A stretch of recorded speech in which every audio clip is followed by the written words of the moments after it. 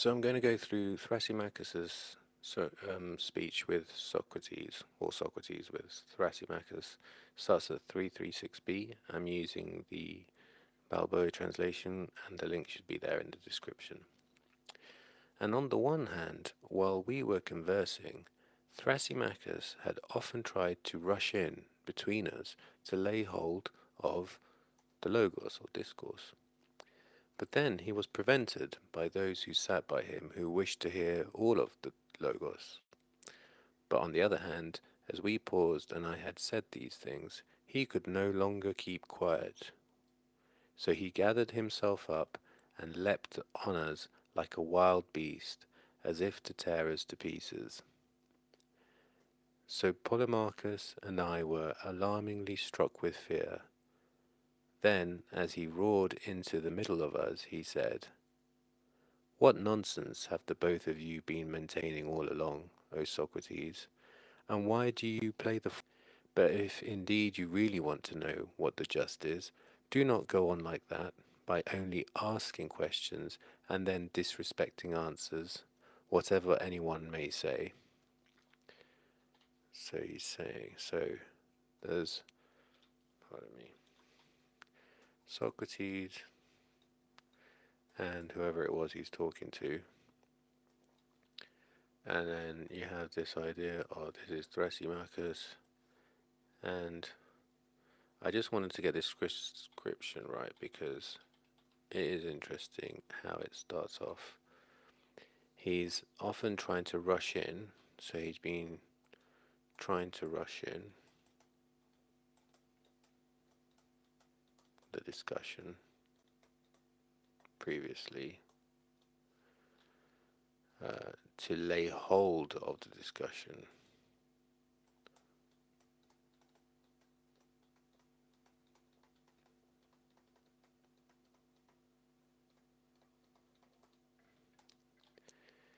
But then he was prevented by those who sat by him who wished to hear all of the discourse. He was prevented by those who wished to hear discourse. And each of these words, discourse, were logo. Logo here and logon here.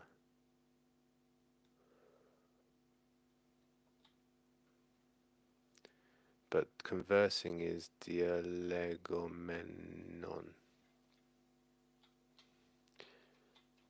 Okay, so he's prevented to, but he wanted to do that. But on the other hand, as we pause and I had said, I think he could no longer keep quiet. He could no longer keep quiet.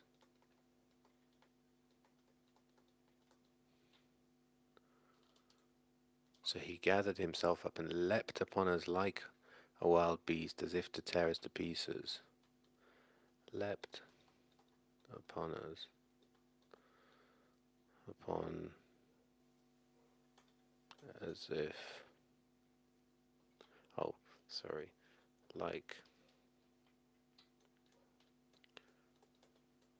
wild beast, as if to tear us to pieces.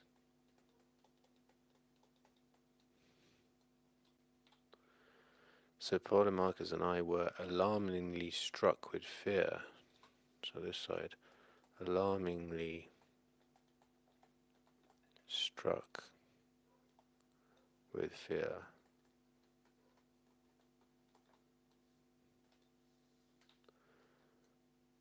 He roared into the middle of us. Roared into the middle.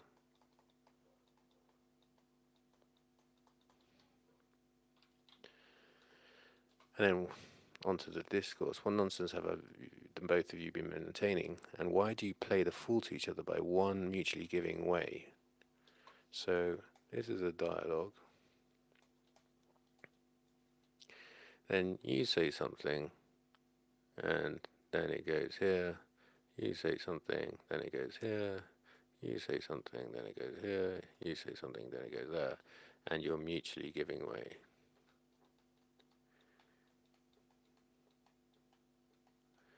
But Thrasymachus says that's playing the fool.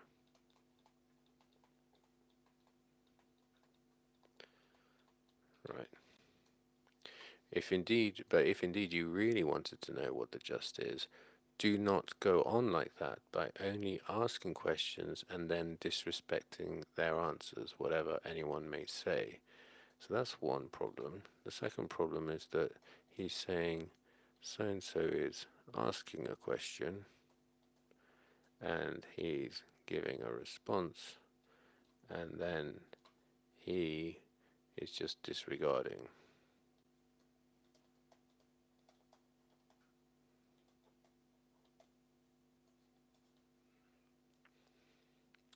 Maybe that would be, then he is disregarding. So that's his second point.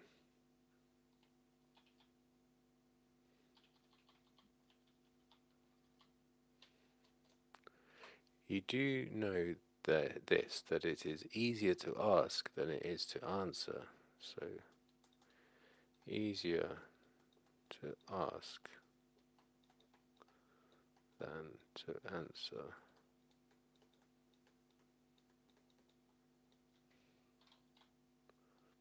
So now you answer yourself and tell me what you say the just is. So he's going to ask, what is the just? And that's to Socrates. And do not be answering in such a manner as to say that it is that which is necessary, nor that which is beneficial, nor that which is profitable, nor what is gainful, nor that which is advantageous or useful, but tell me clearly and precisely what it is you mean. But I will not accept it if you give me any such nonsense.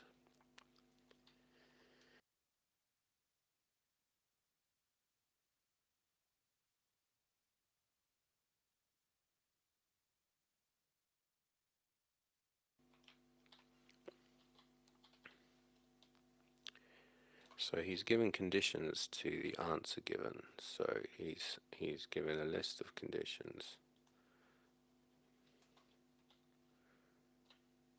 Do not be answering that it is that which is necessary.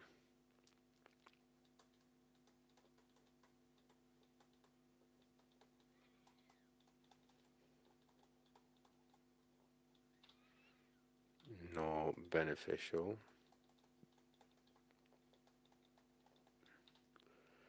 Nor profitable.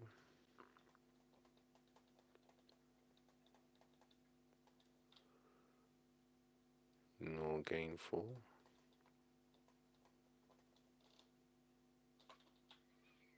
Nor advantageous or useful.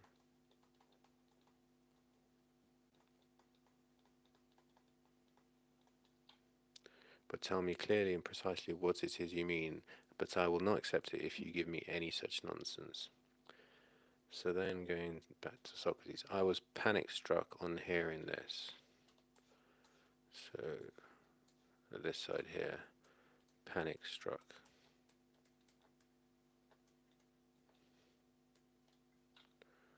And frightened of looking at him.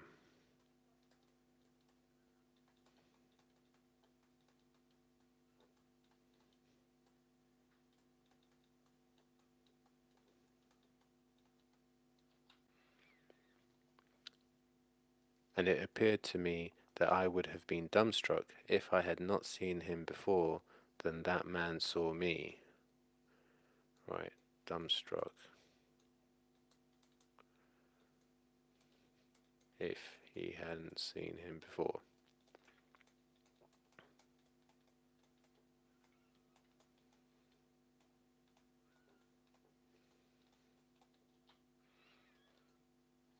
But at the exact moment when he began to get mad at the Logos, I fixed my eyes on him first so that I was able to answer him, and I said while trembling,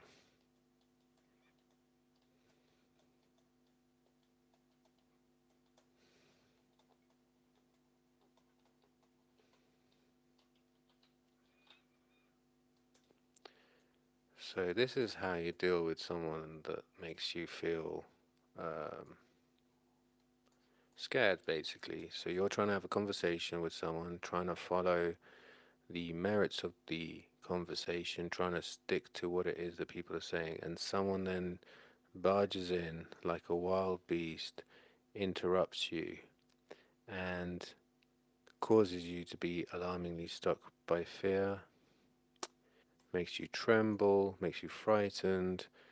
And so, this is quite useful if you can ever uh, relate to being in this position, to think, well, how does Socrates deal with this? So let's see how Socrates deals with it. So he starts with, O Thrasymachus, do not be harsh with us. So I think that's important. So Socrates, do not be harsh with us. So it's, what kind of a position is that? It's like he's saying you are being harsh, and he's saying please do not be harsh to us. How does that help? For if he and I have missed the mark in our point of view of the discourse, then be well assured that we did not willingly miss the mark. Is he giving him a position of advantage? Because he's then saying, if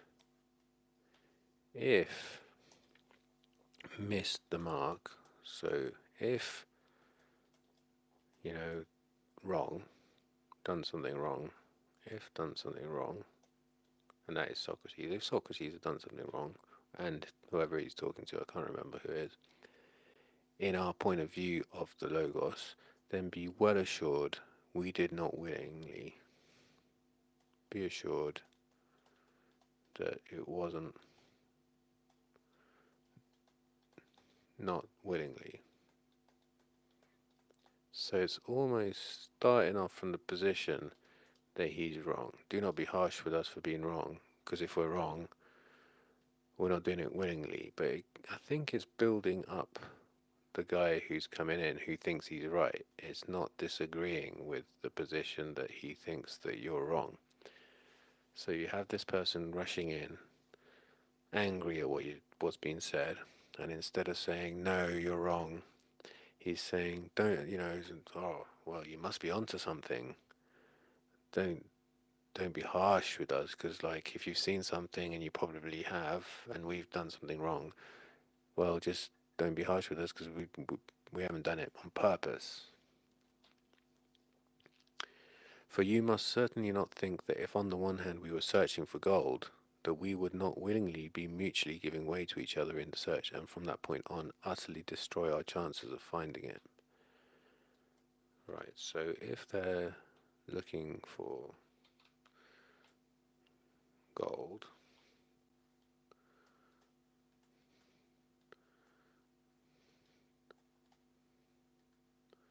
and then there's this idea of taking turns, if that stops you finding the gold,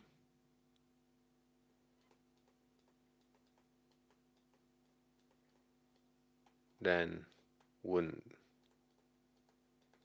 give way, because the aim is to find the gold. The aim is not to mutually give way.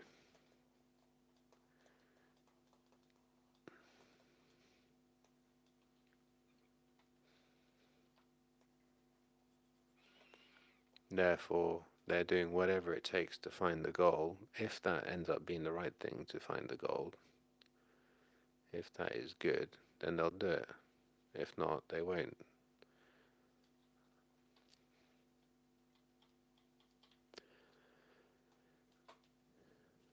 Whereas if we were searching for justice, a resource that is worth much more than gold, so if the aim is find justice, which is even better than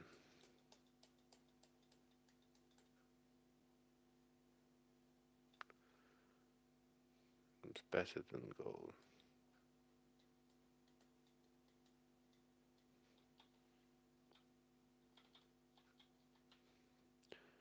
Then you must not think that we would give way to one another in such a thoughtless manner and not exert ourselves to the limit to bring to light what it is. You may think so indeed, O friend, but I believe that we are unable. Therefore, it is much more natural for us to expect pity than harshness from clever men like you. I like that. So,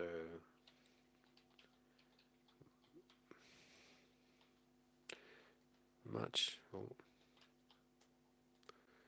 much more natural to expect pity than harshness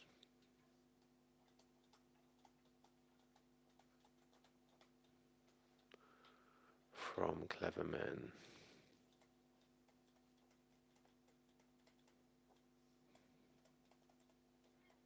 like you.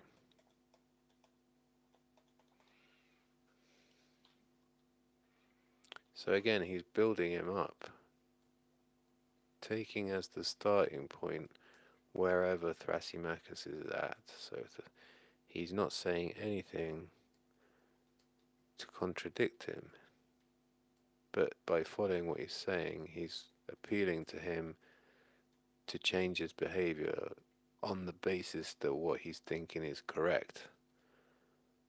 Uh, it's quite interesting. So it's like a psychological technique as much as anything. And which upon hearing he laughed aloud and said in a very bitingly mocking manner. Bitingly mocking manner.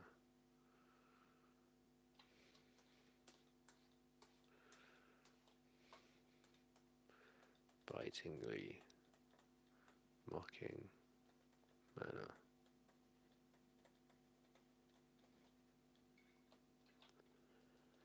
O Heracles, here it is, that customary disassembling way of Socrates. I knew this already, and I told these gentlemen beforehand that on the one hand thou never willingly answer, but on the other hand I will disassemble and do anything at all rather than answer, if anyone should ask thee anything.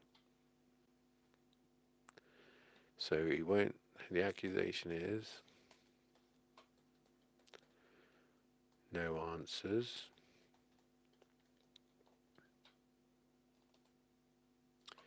Disassemble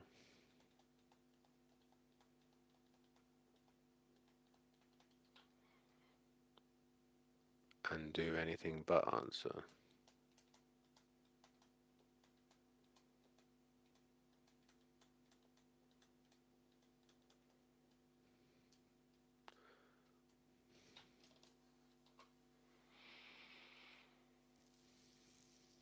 That is because you are wise, O Thrasymachus. Therefore you knew very well that if anyone should ask anyone how many are 12, so 12,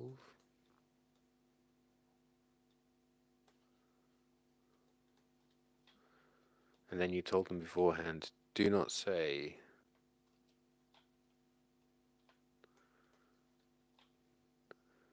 that it is 2 times 6, 3 times 4, 6 times 2, 4 times 3.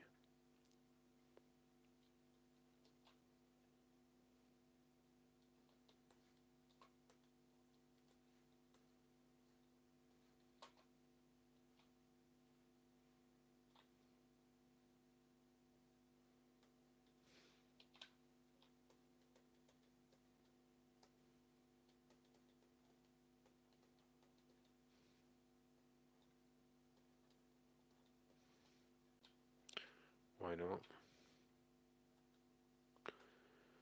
Since I will not accept such nonsense from thee, so this is nonsense, so that is not allowed.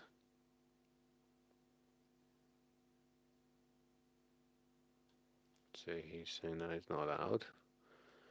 It is clear to thee, I think, that no one could answer a question asked in such a way.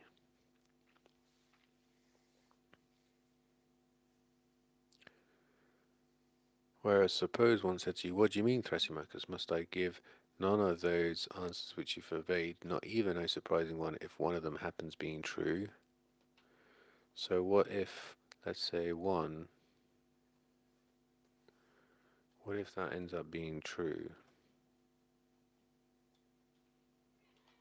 Should he not be able to give it to him as an answer? Must I then say something else than the truth? So something false and give that instead?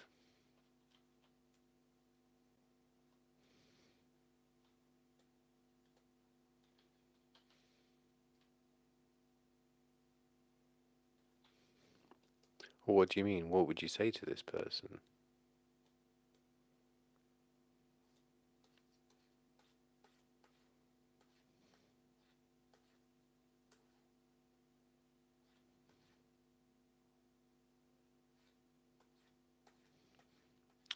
Oh, sure, as if this case were so much like that one. Well, what is the case? He is in a position where this person is saying, what's justice?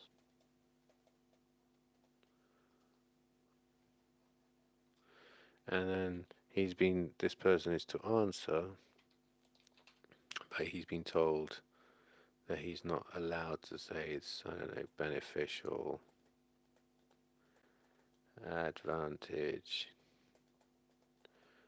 What were the other ones from up here? Necessary, beneficial, advantage, useful, profitable, gainful.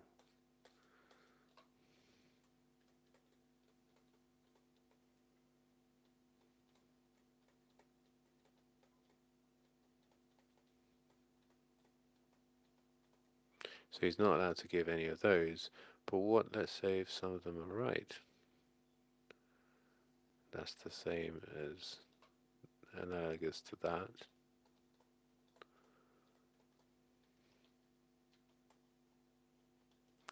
Or equally, what if he says it's like cake and tea? Cake. Or some, wrong answer. Should he give that to him? Just because it's not in the lists that he specified the answer should not be drawn from. There is indeed nothing to hinder their being so, but even if they are not alike, but if it appears to the person asked the question in such a way, do you believe that he will any the less answer that which appears to him, whether we forbid him or whether not? So Socrates is saying, can you really stop someone giving this answer the correct answer?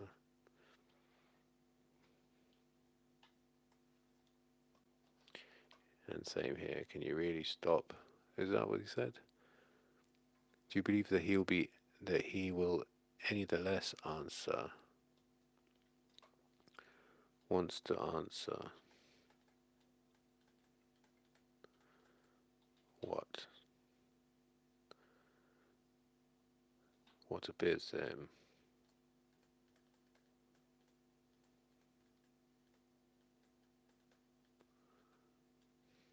And obviously the same applies here.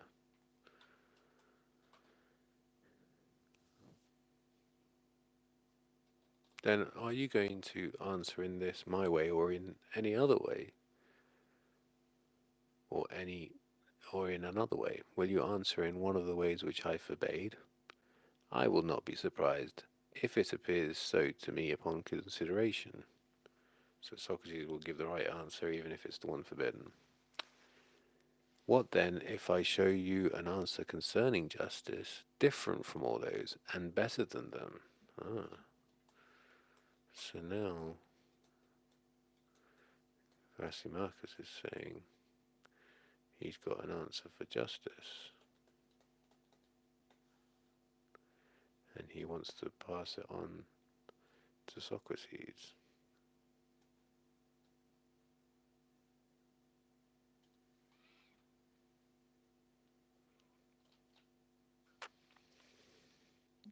What do you deserve to suffer or undergo or pay?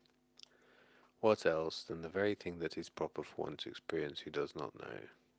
Thus I suspect that it is proper to learn from one who knows, and this then is what I deserve to undergo or suffer or pay. So here again, Socrates, I should only this, is saying that Thrasymachus is the one who knows,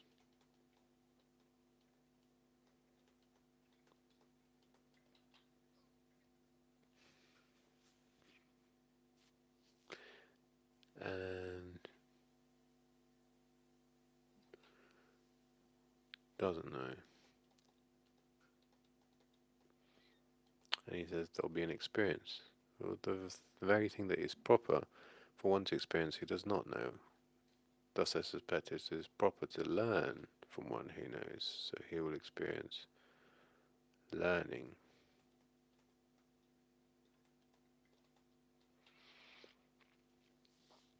And this is what I deserve to undergo, suffer, or pay. That would be sweet, but besides the learning, you must also pay a sum of silver.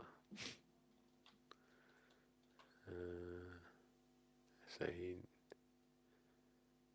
he's given him.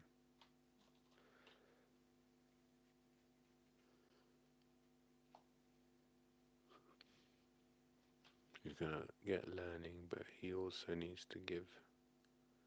Oh, so suffer the learning and provide money, provide silver.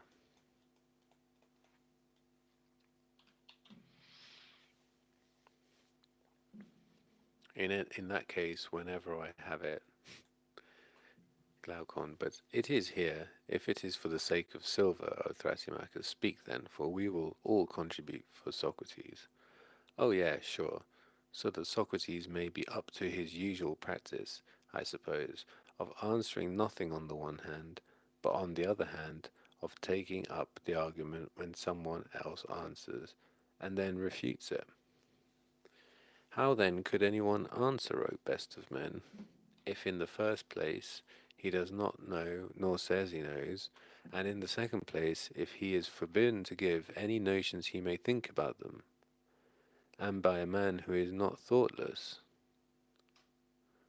But surely it is more natural for thee to speak, for thou certainly says thou knows, and are able to tell us. Therefore do not do otherwise, but answer, and I myself shall be grateful, and do not grudge the following lesson to Glaucon and the others.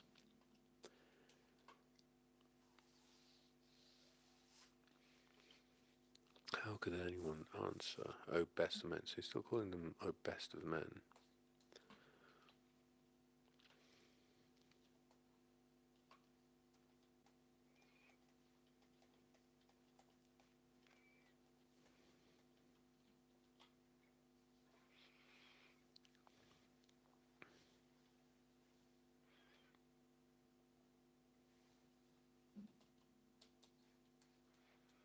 How can anyone answer if in the first place, he said, so one,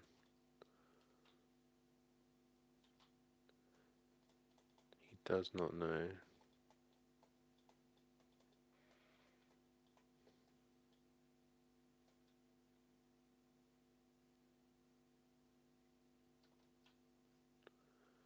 and in second place, or says he doesn't, or says,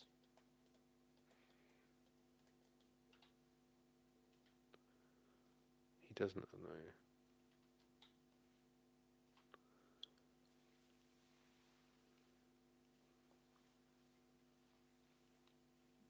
Nor or says he knows.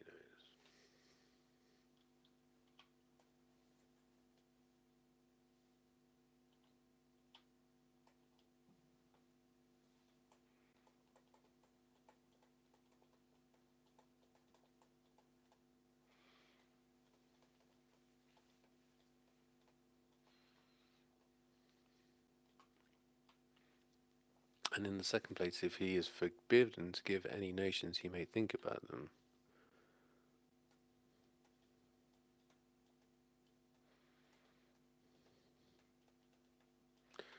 forgiven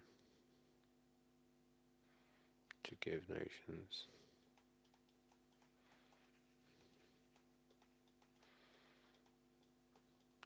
And this bit here, he's forbidden by. It's more natural for thee to speak, for thou certainly says thou knowest and art able to tell us.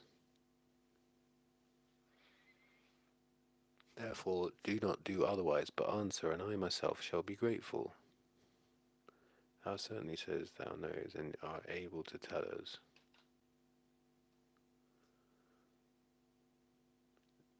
Right.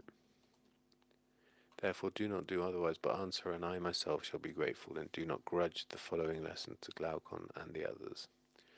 After I had said these things, Glaucon and the others urged him not to do otherwise, and Thrasymachus, on the one hand, was clearly eager to speak in order to win their admiration.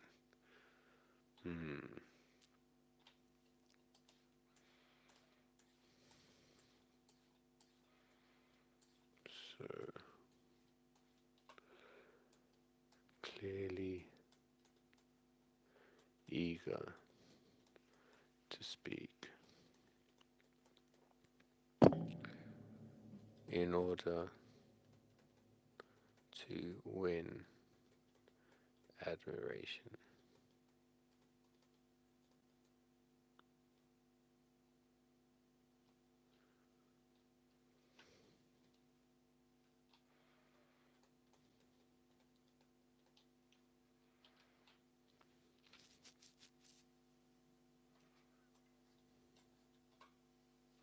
Being led to think they had a splendid answer. Being led to think.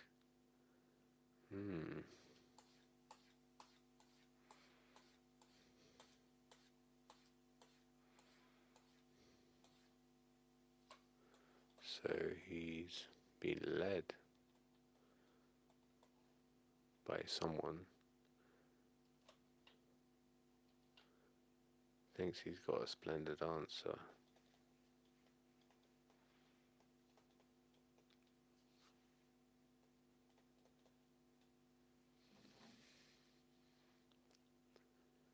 But on the other hand, he pretended to contentiously insist that I should be the one to answer.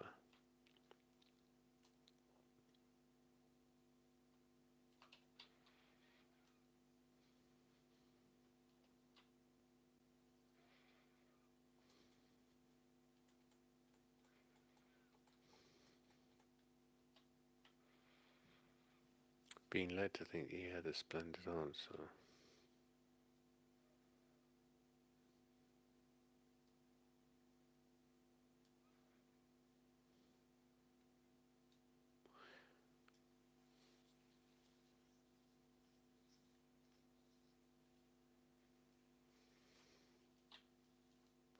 But on the other hand, he pretended to contentiously insist that I should be the one to answer. But finally he conceded.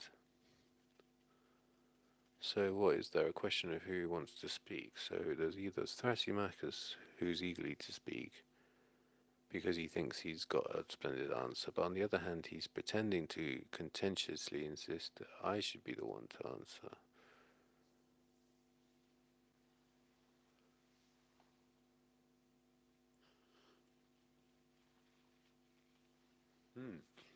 Wonder why that's going on. So someone that's basically like a bully wants to talk about justice, did not agree with what had been said before, now has the opportunity to say something,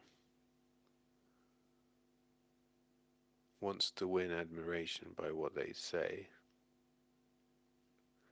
because he'd been led to think that he had a splendid answer, but on the other hand, he pretended to contentiously insist that I should be the one to answer. So he's getting angry at Socrates, saying, "Look, you need to answer my questions."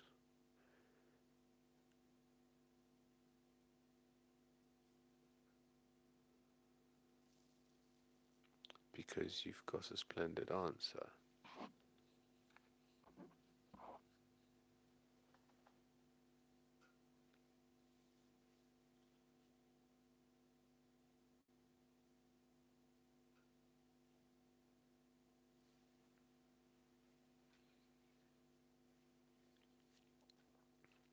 Well, I can't get my head around it. Finally, he conceded. So I've given it a shot, and seeing as I can't get my head around it, I'm going to move on.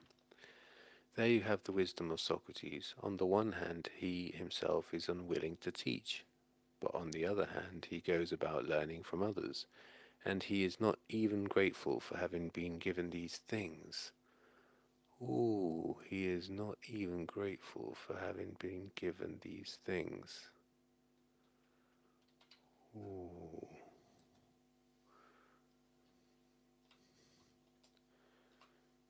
He is not even grateful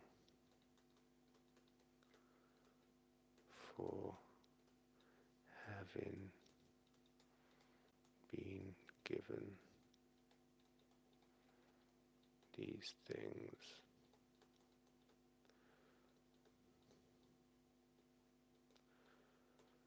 So is putting the position, Socrates has basically been building him up. And he, in his answers, is putting him down. It's saying, look, I'm higher than you are. You are lower than me, and therefore you should be grateful. You should be grateful.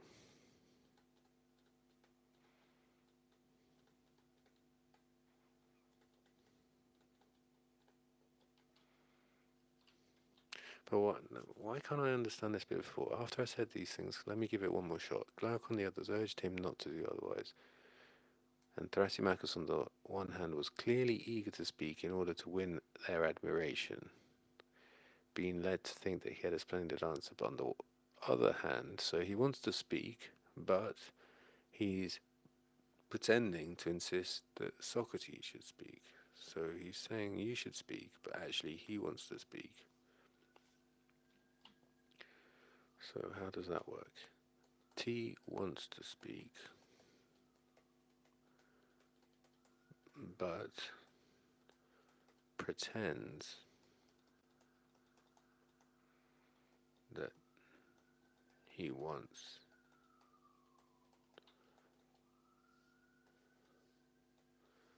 Socrates. Is that right? You know the thing is, so on the one hand, he pretended to contentiously insist that I should be the one to answer, that he wants Socrates to speak. But when he pretends that he does it. He does it contentiously. So he's not like saying in a way of like, oh, please, Socrates, can you talk about it? He's saying it, Socrates, why won't you talk about it? I get it. So he's not saying,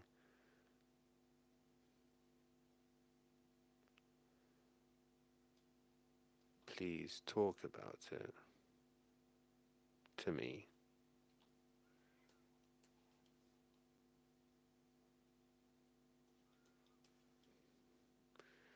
Please talk about it. But he's saying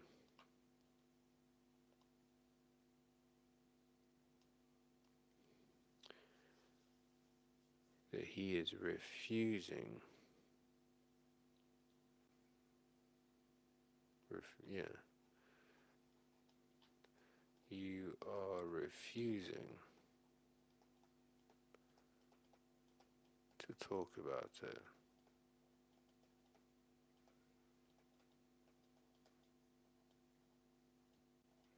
Alright? Pretends that he wants to speak, has to speak, so he pretends. Pretends you're refusing to talk about it, yeah. But actually, he doesn't want him to talk about it, he wants to talk about it himself. You are refusing to talk about it when actually he wants to talk about it himself. Right. So the claims S is refusing to talk about it. Actually doesn't want S to talk about it.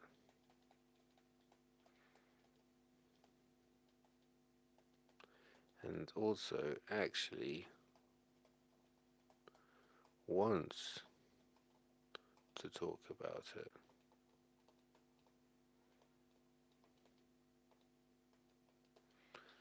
That's quite interesting.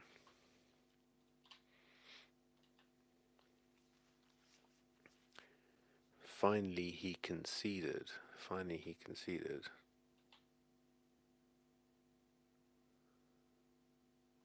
To what? I don't know. On the one, says Socrates, on the one hand, you speak the truth that I learn from others, O Thrasymachus. But on the other hand, when you say that I do not pay back in gratitude, you speak falsely. For I do pay back as much as I am able, yet I am only able to pay praises. For money I have none. So it's true that I do not pay back in gratitude. So it's not true. So Socrates says, it's not true. He is grateful. Not true. He is grateful.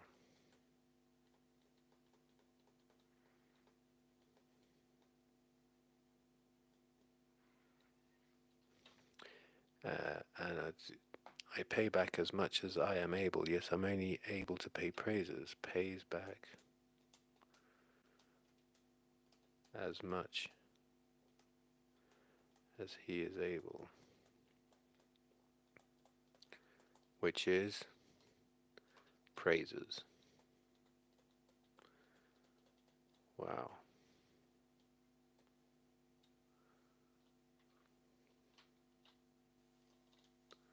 For money I have none, but how willingly I do this. If it appears to me that anyone speaks well, you shall certainly well see directly as soon as you answer. Oh, but how willingly I do this. If it appears to me that anyone speaks well, you shall certainly well see directly as soon as you answer. For I think thou speaks well. So he's praising him. So then he praises Thrasymachus and says, thou speak well.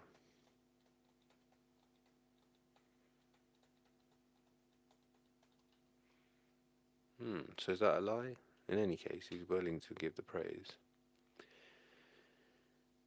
Listen then, for I declare that...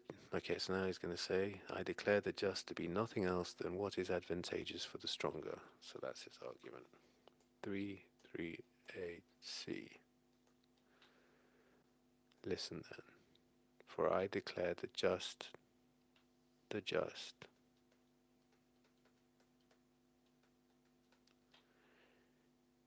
to be nothing else is what is advantageous for the stronger. Advantageous for the stronger. Now this word is leaping out at me. Advantageous for the stronger. Just. Advantageous reminds me of one of the banned words. He says, don't tell me that it is advantage.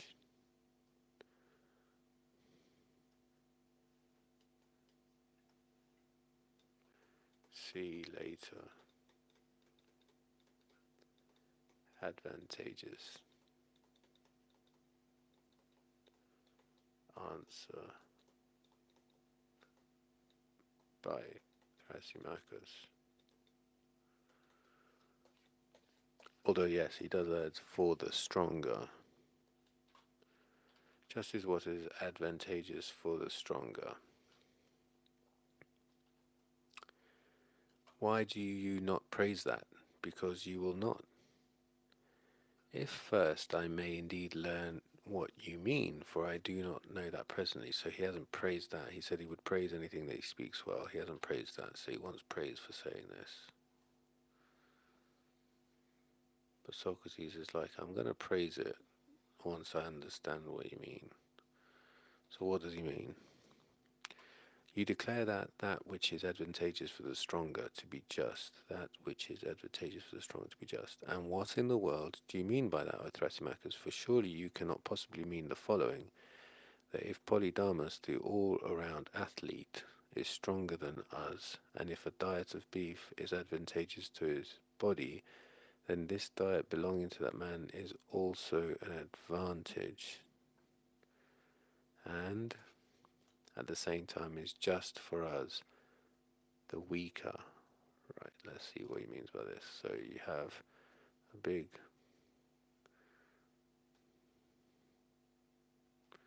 strong athlete.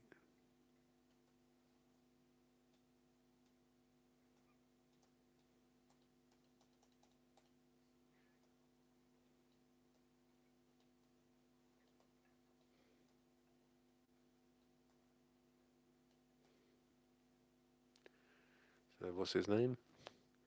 Polydamas.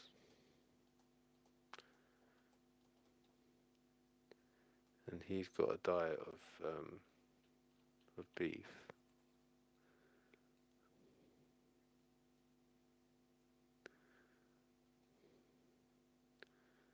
I don't know how to draw a cow. Can I eat this cow?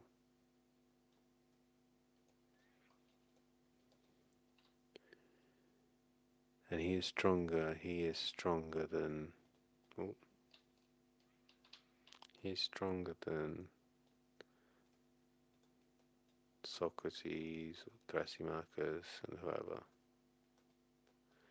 So strength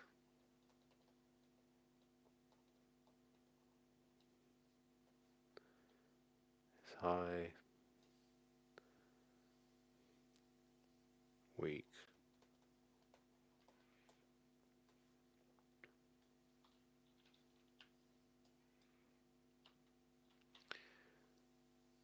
Is advent so, and if a diet of beef is advantageous to his body, so it's good for him.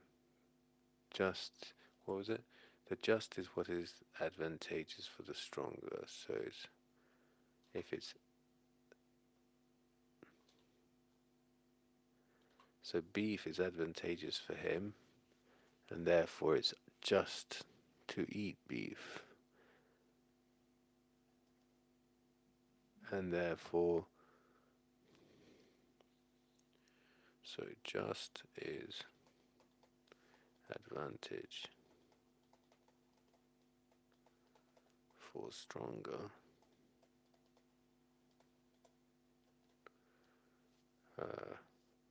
Polydamas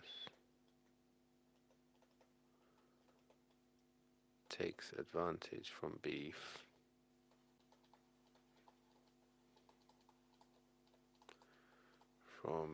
diet.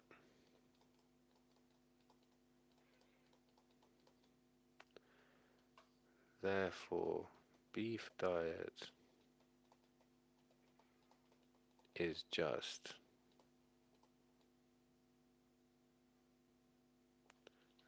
hang on, I've missed a step. Polydamas take. Oh, oh no, I didn't mean that.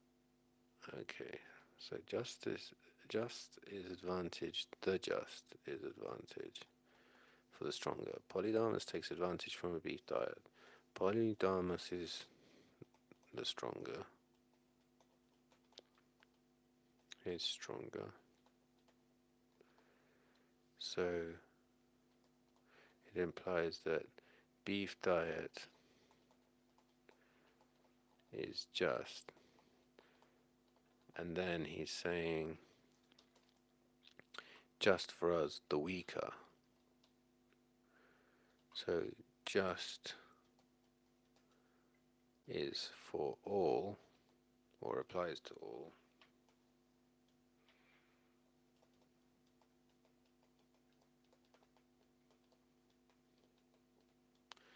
And therefore, weaker should have a beef diet. But that's the difference. I think it's on the assumption that justice applies equally to all on this. Should get beef diet. I think that's what he's saying. Just for those the weaker. You are disgusting, O Socrates. You take this insofar as you may thoroughly defile the Logos. So he doesn't like this argument. Not at all, O best of men. Just tell us more clearly what you mean. Do you also not know that some states are under tyrannical rule, some are under democratic, and some are aristocratic? So you've got this state here. What is he? Tyrannical.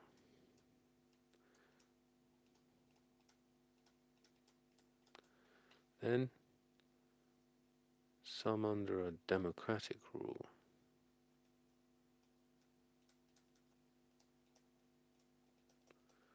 And some are under aristocratic.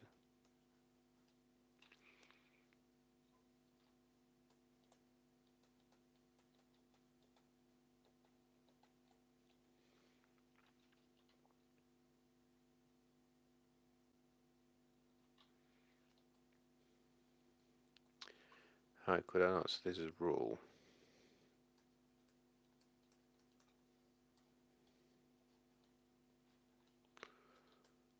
Is it not the case then that this strong element in each city is the ruler?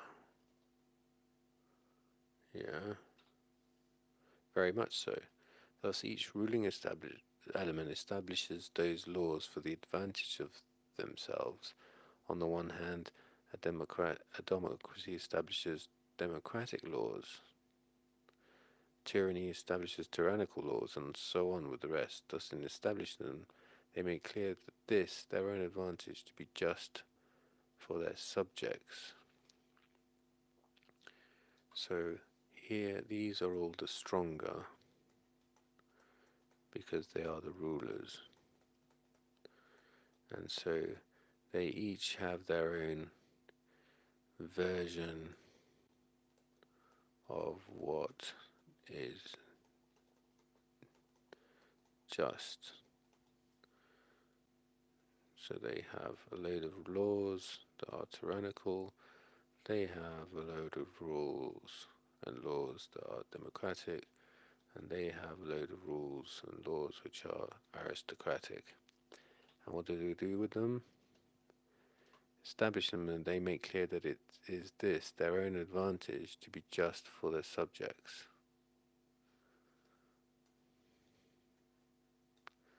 Subjects.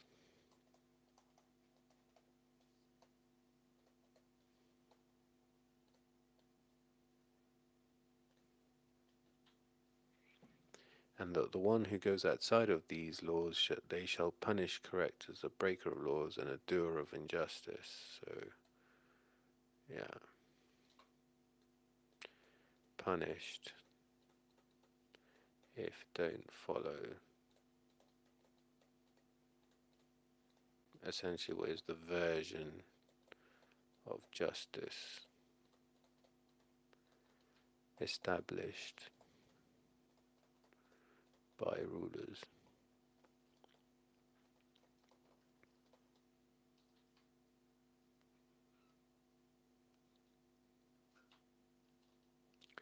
Therefore, this is what I mean, O best of men, that the same thing is just in all cities, the advantage of the established ruler. Same thing is just in all cities. So in cities,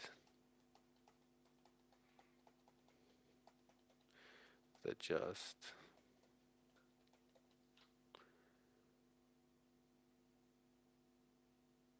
is in the advantage of the established ruler. Just is advantage of established ruler, which is another way of saying the stronger.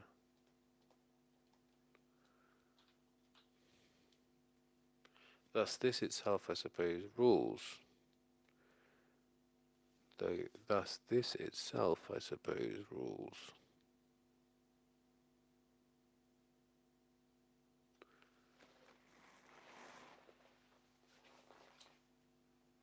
That's quite an odd sentence, so I'm just going to check it out in my other translation, 339, Republic.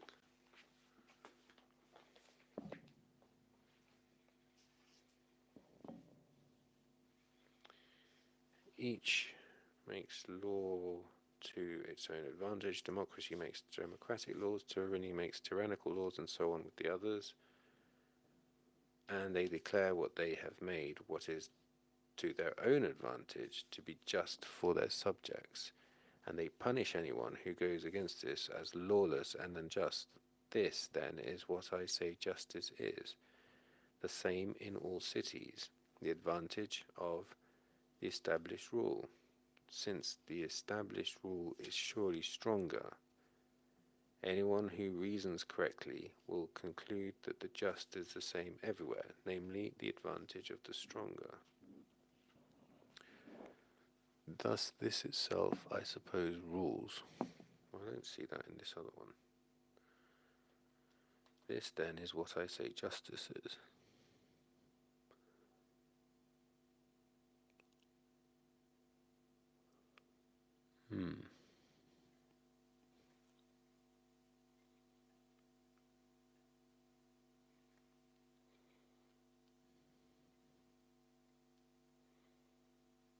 So that if you reason correctly, it follows that everywhere the same thing is just the advantage of the stronger.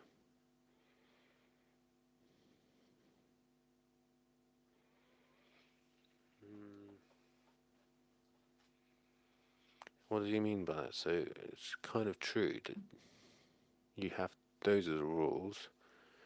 Justice is what they think is just, whether it's what they say is just. It's not something that is, it's something they say that it is. And you just have to go along by it, and whoever's stronger gets to say what it is.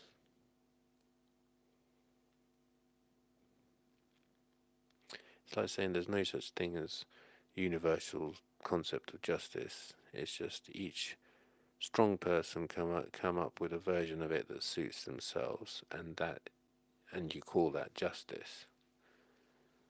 There's no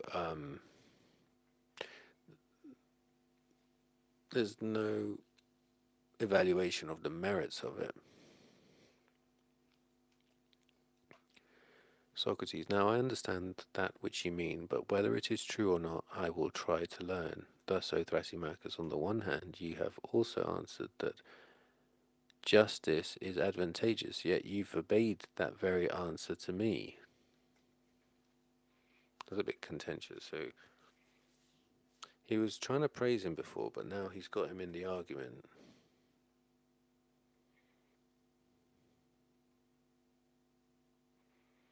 Yet certainly you have here added the words of the stronger. Right, yeah, that's what I saw as well. It is perhaps just a small addition.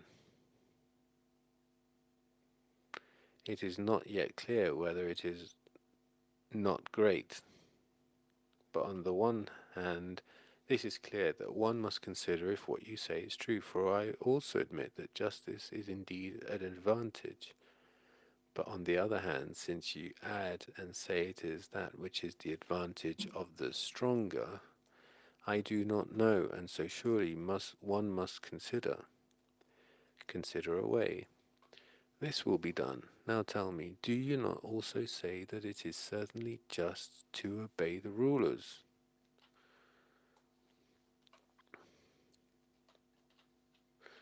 Well, I've done an hour and I want to continue, but I can't be bothered to draw anymore. So I'm just going to continue without drawing. Maybe I'll do some bits, but I just want to get on with this. So is it certainly just to obey the rulers? I do at least. Actually, I do want to draw, otherwise I won't learn it. So obey as just. I do at least.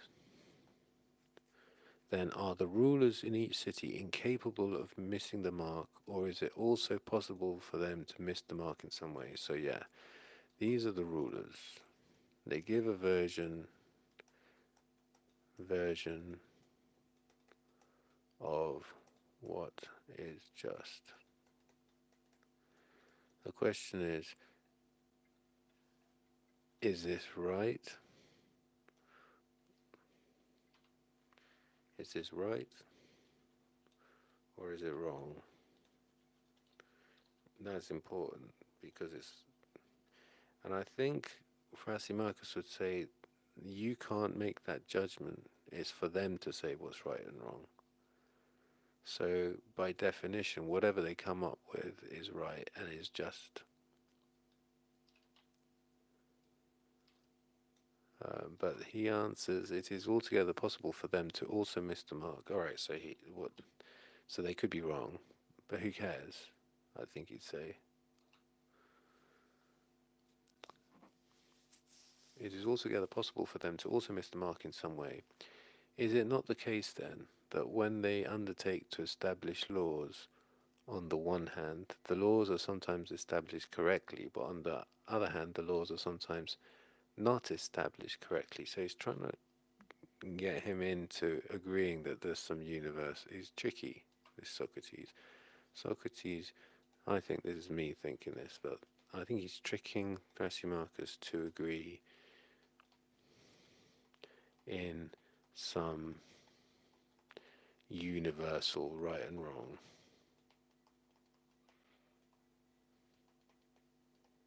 to judge things by.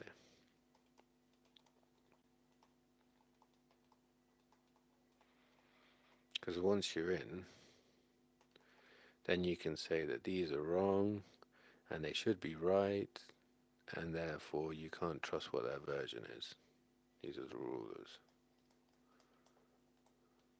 Is it just to obey? So the laws are sometimes not established correctly. I at least believe so. Thus, to establish them correctly is that which is advantageous for themselves, but to establish them incorrectly is that which is not to their advantage, or what do you say? Now he's trying to show this is the version of what is just. Now it could be right and wrong, and also that could be right and wrong, but it could also be yes or no of advantage. So is this right or wrong? That it's just. And then is it an advantage or disadvantage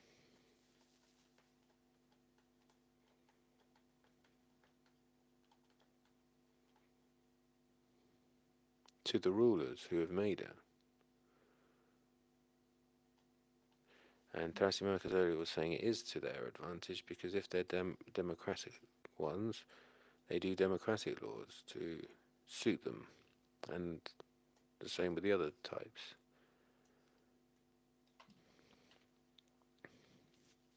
It is in this way, what it is thus to establish them correctly is that which is advantageous for themselves, but to establish them incorrectly is that which is not to their advantage.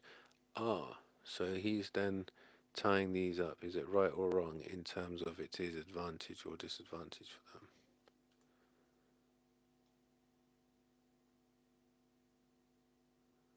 So, judgment of whether version of justice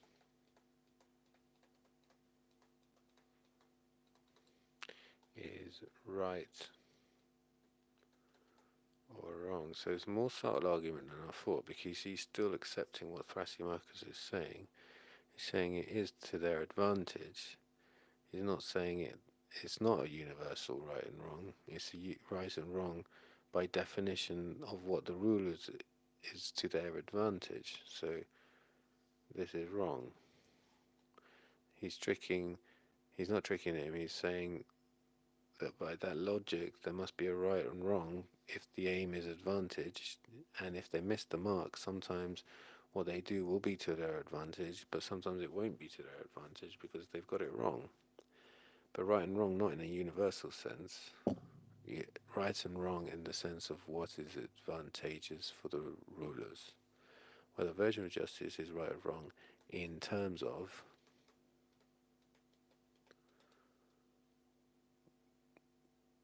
whether it is to their advantage, which is the stated aim.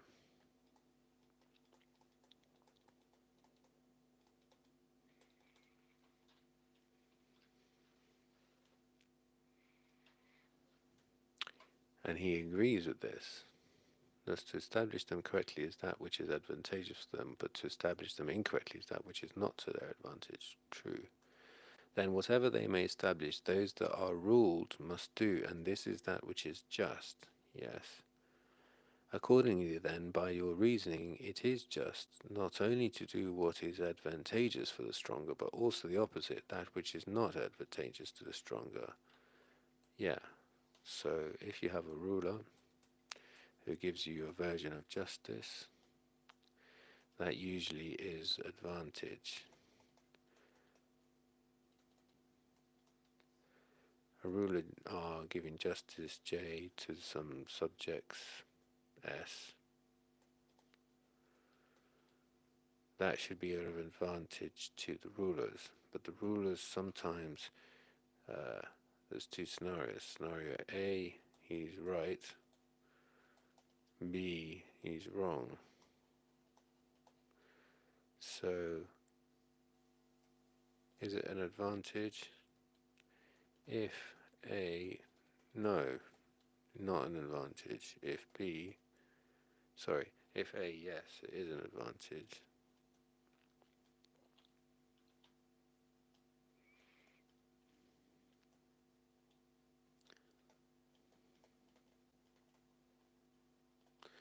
If he's wrong, it's a disadvantage.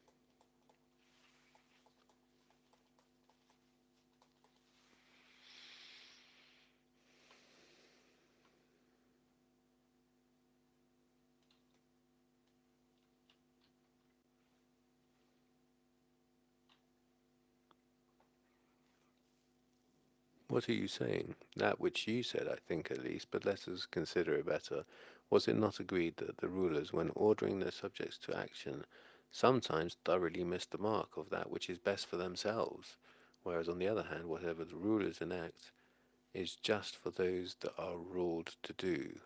Was not this agreed? Whereas on the other hand, whatever the rule is enacted is just for those that are ruled to do, right? So it is an advantage or it's a disadvantage, but in either sense, whether it is or not, that is what is just. Both are what is just, what is just to do, because it says, whereas the reason that is just for those that are ruled to do, was this not agreed? I at least believe so. Both are what is just to do. So that's what justice is. Whatever this is, whatever the version is what is just for them to do. But then whether it's an advantage to the ruler or not depends on whether they've got the rule, the version right. Okay. Thus now you also believe by your own agreement that it is just to do that which is unadvantageous for rulers who are also the stronger, when on the one hand the rulers unintentionally order what is bad for themselves. Right, yes, so they may get this wrong. It might be a disadvantage for them, but it's been decreed and established that that's what the subjects need to do. They do it because it's just that they follow this, but then it's actually not good for the ruler.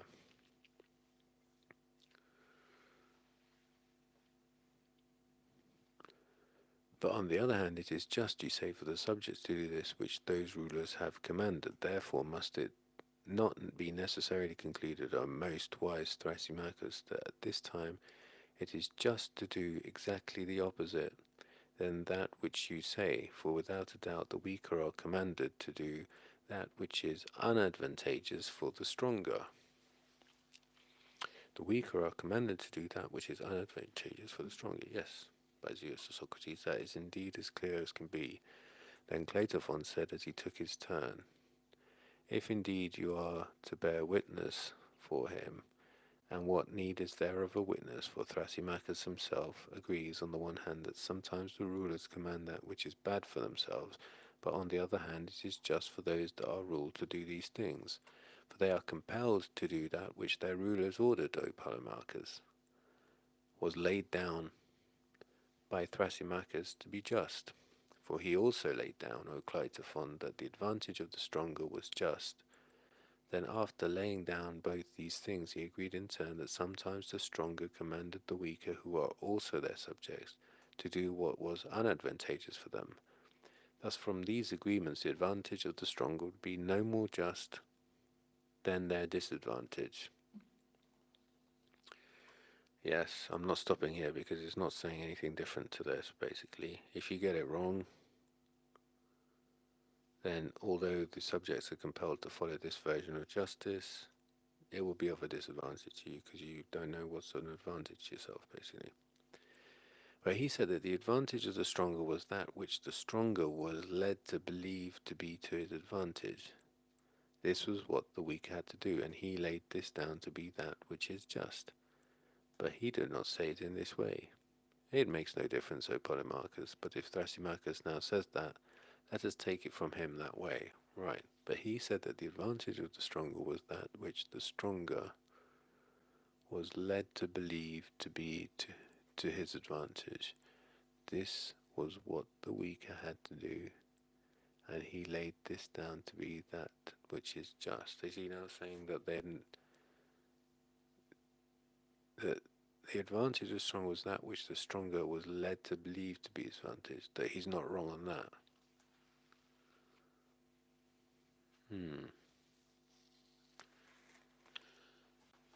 Just before 340 C.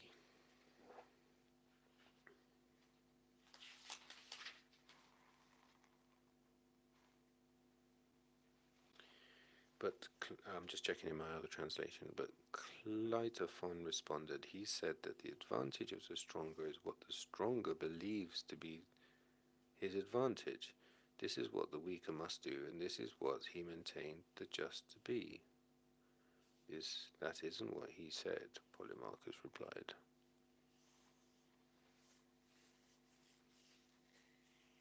I thought it was what he said. What am I missing? He said the advantage of strong was that which the stronger was led to believe to be to his advantage. This was what the weaker had to do.